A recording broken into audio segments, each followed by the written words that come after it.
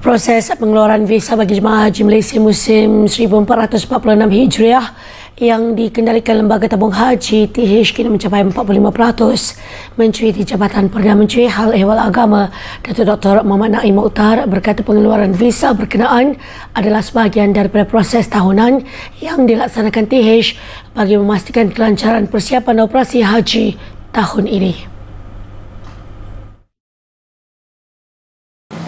Tabung haji telah bersiap sedia bagi operasi haji tahun ini, dan persediaan bagi operasi haji tahun ini hampir 100%.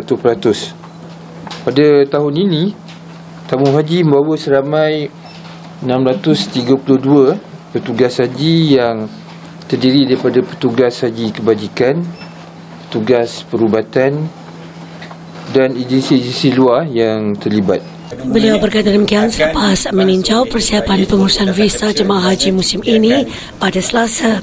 Terhadir pengurusi TH Tan Sri Abdul Rashid Hussein dan Ketua Pegawai Eksekutif TH Datuk Syed Hamadah Said Osman.